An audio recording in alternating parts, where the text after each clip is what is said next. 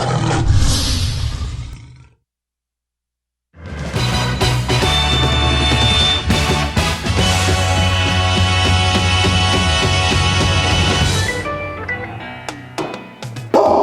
up, everyone? Marc Lobliner, TigerFitness.com, here the day before the premiere.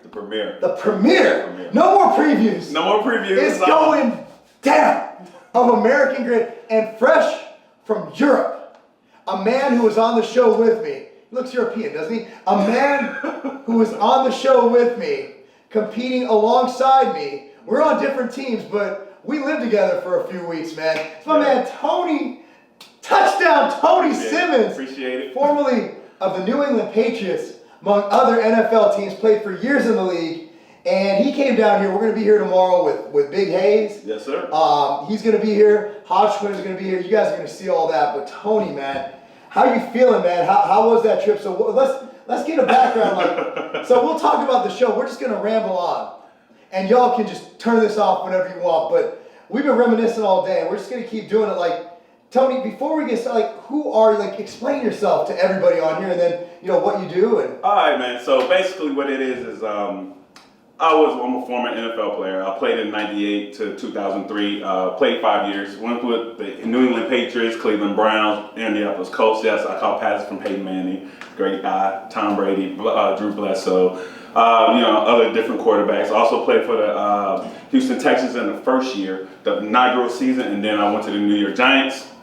That was it. Retired. The telephone calls didn't come anymore. Got it's time to move forward. Played a little arena ball. Didn't really like the game, but saw myself up in Canada. Went up there, played for the Edmonton Eskimos and did the BC Lions. Loved the game. Played about three more years up there. After that, decided to say, man, you know, I want to still continue playing ball. And at the time, I was doing my master's, and also I was a sports performance trainer as well. And then next thing you know, I had an opportunity to go to play in Denmark, and there you go. Next thing you know, I'm in Europe for the next 7 years, traveling back and forth and playing ball and coaching. And somewhere in between there was a little TV show hosted by John Cena that kind of took us all by storm, called American Grit. And one thing that's astounding is all of us still keep in touch. All of us have become really close friends. And I don't think people understand, and we talk about this all day, that we had no internet, no phone, no nothing. We competed in things that tested us, that we needed each other's help. Even if we're on the other team, like, there's someone on the, let's say if someone on the show hypothetically had an injury, everybody rallied around that one person and got that person together and made sure that they were okay to compete, which is the epitome of when you think about it, as we always talk, competitors want to compete. I want the best, but if you're injured, I want you to be healthy. Why? Because I want to compete against the best. The best competes against the best. If I want to get the best out of me, I got to make sure you're at top notch. If you're not at top notch, I'm like, really? He's not really healthy enough for me to compete. Why should I be competing with him? But, you know, we made sure. What happened on that show, we became a family so quick. Like, literally after 1 week. We all of a sudden, it was like, we had to have a house. We had the house rocking. Yeah, we had our chores. We had chores. I made the eggs in the morning. My eggs were awesome eggs every morning. My eggs nice were and fluffy eggs every morning. You blend them first. So he had eggs. I would basically make sure we had water. He was the one make who sure changed I out the changed water. all the water and the waste in the underneath the sink. And all the ladies we would wash dishes. It didn't matter. It was like we never had dishes in the sink. We always had food. It was just weird, but it was like, 16 different people. And we're talking 16 elitists, not just Joe Schmo off the street. We 16 elitists, people who have been to the top, and they're used to having things a certain way. And we all looked upon each other and was like, you know what? I need your help. Help me out with this. Help me with this. And we figured it out. And we had a great opportunity, and we took it and we made a show from something that could have been probably the most drama-leaded episodes or the drama-leaded show ever, because we got 16 egos and we dropped all 16 egos and made it happen. So, this is a great opportunity. We got to see that. I can't wait to see it. and also going back to the injury thing, it's also humanity standpoint. When you live with someone, like we had no outside communication. Like I'm kind of sad to say that I know more about the 15 of you than I do about most of my own family. Because when you go to dinner, everybody's on their phones, texting, and you never sit down and actually learn about someone. And speaking of the whole ego thing, I think the one common bond we had is we all respected each other's place in their sport. Like, I always wanted to play in the NFL. So Tony's the first. I'm like, this guy he's lived the dream that I had as a kid. But then, I've had other people on the show say, your physique is somewhere I've always wanted to. I'm just not willing to put in what it takes to get to that size. And I respected Jim's law enforcement background because I always have respect for that.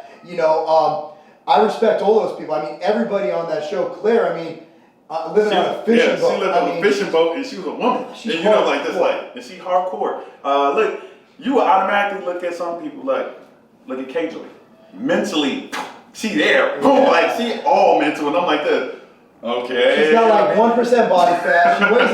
She's about 5'9", 101 pounds. Yeah, but you know what? Mentally, she's there. She's there. You know what I mean? So we went into this show not knowing what's gonna happen. And what's cool about it is we made it something. Yeah. And you start realizing that everybody, even though we're from 16 different industries, 16 different ways of life. Yeah. Everybody had a strength, everybody had a weakness, and we had to figure out as a team, even though it's 4 different teams plus the house team, to make it all work. And what was cool about it was we became a family. We respect each other, and to this day, right now, everybody wants to still be together. Like, when we gonna get together? Yo, you need to come visit. We're here right now. And now we're here now, and now it's time, it's go time, and everybody's doing their shows in their respective places. Like, we have Yvette and Claire. Yeah.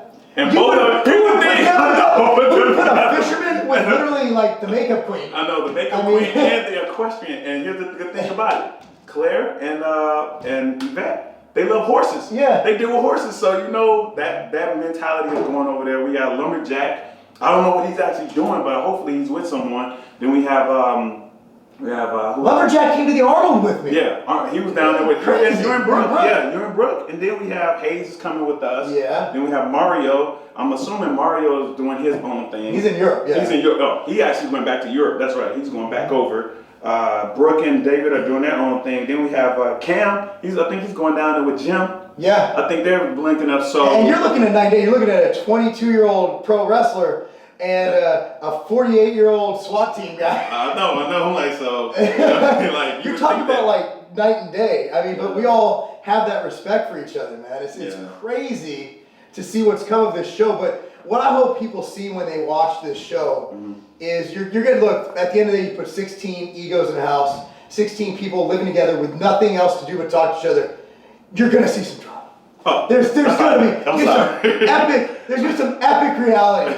Yeah. I think everybody expects me to be a part of it. Man, you've probably seen the previews.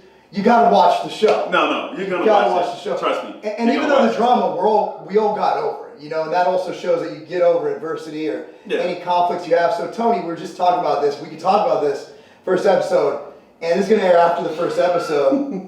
That damn rucka, 5 miles, 120-pound log, mud, 6 obstacles, 5 or 6. I think it was 6. I don't even care. I don't even care. But he's an athlete, right? He runs 40 yards at a time. Right. I don't run 5.2 miles, and especially with 120 pounds. Like, I'm used to having weight on my body.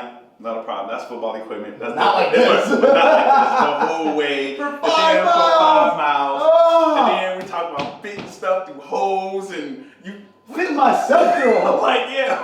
It looked like childbirth when I came out that hole. So so out of everything, so tell us what you're doing now. How can people get a hold of you and all that good stuff? Right now, put it down below. Yeah, so right now what I'm doing right now is basically I'm coaching. I'm doing more consulting now, sports performance consulting. I coach consult as well. What I'm basically doing, man, catch up with me. Catch me on Facebook, touchdownTony, touchdownTony.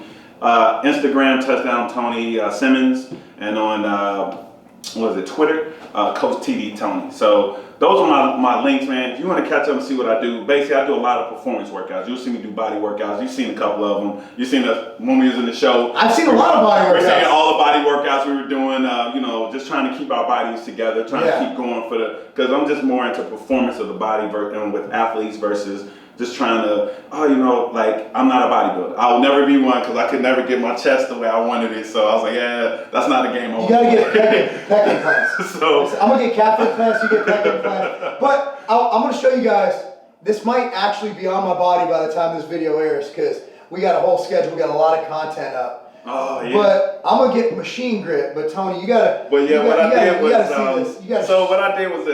what I actually do is put armor on my body. I'm always getting ready for war. That's my mentality. My mentality is always be ready for war. So if you look on one arm it says compete like animal, and it has my logo, 6 Point Athletics. And then I have a shield that covers that. Then I have my shields right here on my shoulder that covers up this, which is hooked on by yin and yang. That's how I look at stuff. Yin and yang, this is my balance. Now this shoulder, this is my other shield, and this is my other shoulder. It's connected by hold on, you're gonna see this. This is my American Grit one, because I put the shield on, then I got the American Grit underneath. So basically saying, never give up. The exact same, but machine on top is gonna be just like on the back of this shirt. And by the way, the link will be in the description. Buy the damn shirt. I got bills to pay, bro. I gotta pay for this extravagant kitchen. So you get the American Grit, we got it. I'm getting it, it's gonna be right across my left delt. Machine Grit, right here. Plan on getting it done in the next week or two. I've always wanted a tattoo, and now you got something to put on the shoulder. Other than having children, and getting married, and obviously this beautiful company around us, American Grit is the single biggest thing to happen in my life. Yeah. Single biggest thing, other than family and childhood. Besides family and all which that should stuff. be a given. But I mean, I think you speak the same, but that, not only did we do some really epic shit that's going to be captured forever. Right. And season 1 is always the season that gets remembered. But it changed me fundamentally as a person. And I think it changed all of us in how we approach doing things. And that we're not going, what we thought was 120% before was actually more like 70. Yeah. Because I'll tell you what, that first day on that ruck up, I learned something about myself because I don't think I've ever run 5 miles in my entire life, Tony. Not once. Not once, man. I played football like you. Yeah. Then I went straight into bodybuilding. I ran a 5K. That's half. This is a 10K. Okay, yeah. It's more than a 10K, bro. I can't do a 10K. And when they said you're going 5, when they said they give us the rules, like that's what happens. I'll never say that. Yeah. Like at the beginning, they tell you, look, here's what the course is. Here's the legal shit, don't die, all that, right? Right. But the funny part was this, they didn't say it was 5 points. They just said we have 6 obstacles. And all we saw was one. We saw the first obstacle was in front of us, and it was probably about maybe 150, about 100 yards away from us. No, it was right there. And I was like, the funny part was, so on my team was Mario, who's a triathlete, and we're like 3 miles in. All right, guys, pick up the pace. I'm like, and also we know the rear has more weight. Right. Than the front. So the rear is about 70% of the weight from what I understand. You're an engineer. Yeah. But so I was in the rear because I'm the strongest, but I'm also not exactly the fastest man on earth. Exactly. So I'm like, and Mars will pick up the pace. I'm like, get your ass to the back. Then we'll pick up the pace. Because I'm not gonna lie, I was in the front. Yeah. And I'm doing all the stuff, and I got the weight is heavy. But the thing is, though, is this: on our team, we have height differences. Yeah, you got so Yvette, now Brooke, and Yvette, Chris, Brooke are right here, and Chris is 6'3", I'm 6'1". So now it's always leaning this way, so I'm like breaking down. Yeah. Now I'm having issues. You know what I mean? It's just crazy. Me and Mario were the same, but the girls were just like tapping it. I'm like, but I will give him credit. Midway through, Hayes actually took the weight off me for a little bit. We had an obstacle and stuff.